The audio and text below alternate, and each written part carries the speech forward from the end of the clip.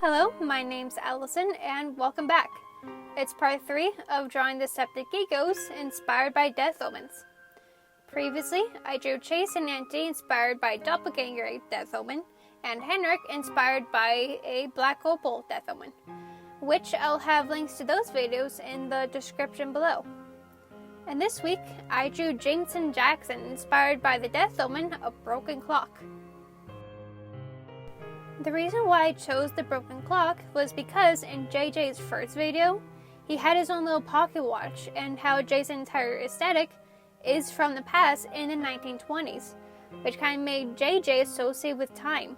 And I've also seen quite a few time traveling theories dealing with him as well. So the broken clock just felt like it fit perfectly with JJ. And even as I started looking into broken clocks, of just like, why is it Death Omen? What caused it to be a Death Omen? It was kind of this moment of, oh, heck yeah, this is perfect for JJ. So a broken clock on its own isn't actually a Death Omen, it's just a normal broken clock. But it's when that broken clock that doesn't work at all of a sudden strikes 12 and chimes 12 times.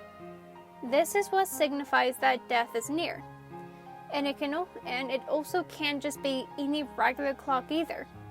It's antique or grandfather clocks that could be Death Omens. And that kind of goes with why this fits so well for JJ, since he's a bit of an antique himself. And what can also make this Death Omen even worse is if a broken clock that strikes at 13 and chimes 13 times is also a huge Death Omen. I tried to do some research on where the Death Omen of a broken clock originated from, but I wasn't able to find anything. But I did find that back in the 1800s, when a person died in a room, they would stop the clock in that room. So maybe that's where it kind of originated from. And I also just really like the idea of a clock that doesn't work anymore and hasn't worked in a long time to all of a sudden start chiming again. And how that can be so easily compared to JJ for a good angst idea.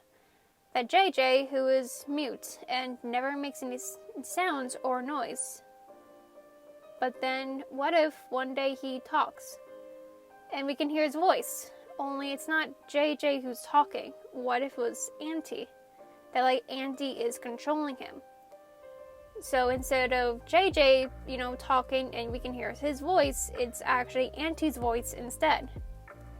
And also, what if because of JJ's mutism, Auntie's voice is way more glitchy and distorted, and each time Auntie talks, it physically harms JJ. And I don't know, I just think it'll be an interesting idea to kind of explore with it. And now to get into the process for this piece. Sketching it out was actually pretty easy, since I wanted this piece to look like the broken clock, and the tick-tocking of the chimes was overpowering JJ and looming over him as he cried. And as a way to have the focus on JJ, I had the shards of the clock pointed towards him as a way to lead the eye. Plus, they look like daggers are coming to JJ. And actually how I did this was that after getting the liner and the base color in, I used the select tool and selected both the liner and base color layer and moved giant pieces of it so it can be separated. Then use the select tool again to make the bigger pieces look like smaller broken pieces of glass.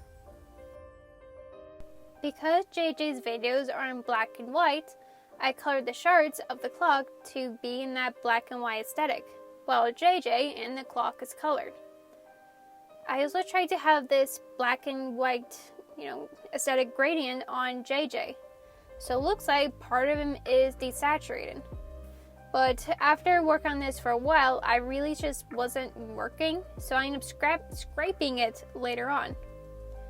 Oh, and the expression I used for JJ was inspired by the thumbnail for Jameson Jackson's Jolly John's video, where JJ's eyes were completely white. I just had him crying instead.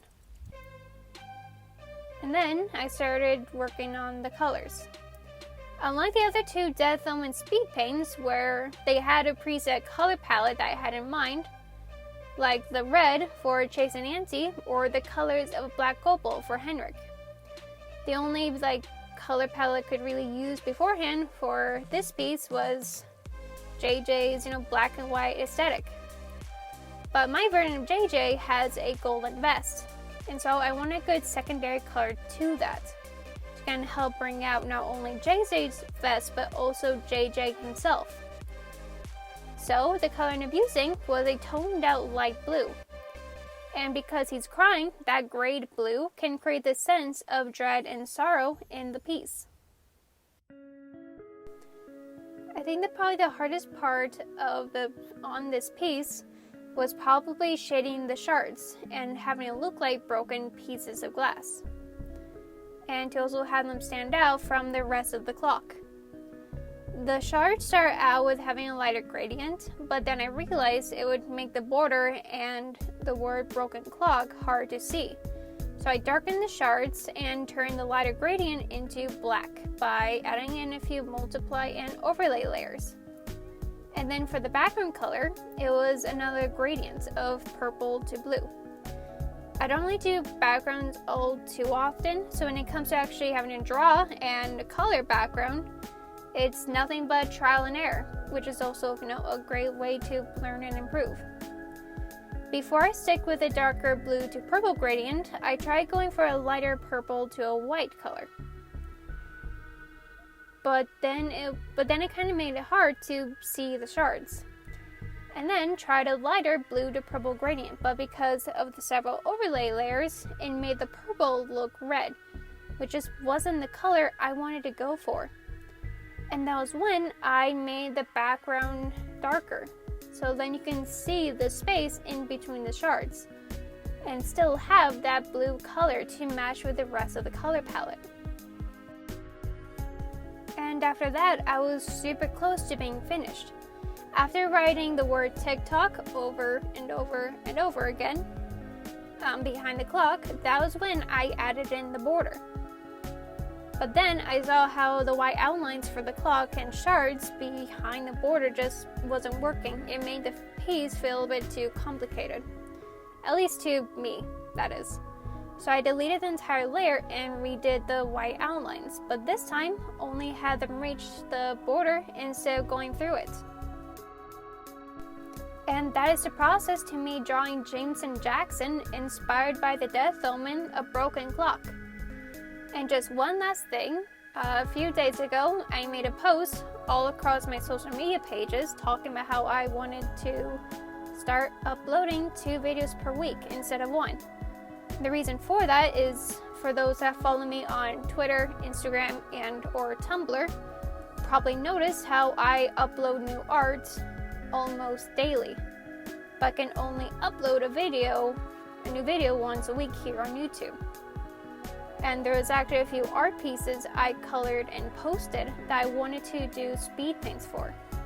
But because I won't be finished with the Death Omen series till the end of July, I just ended up coloring them instead. So the idea with uploading twice a week is so then people who only follow me here on YouTube will still be able to see quite a few of my art pieces. The first video is going to be a speed paint and voiceover, while the second video is just going to be a speed paint with music playing in the background, which I hope it works out. Plus then I can start getting more used to and familiar with recording what I draw. And I'm actually going to start doing this week. The second video for this week is going to be uploaded in a couple of days, and I'll be drawing one of my OCs.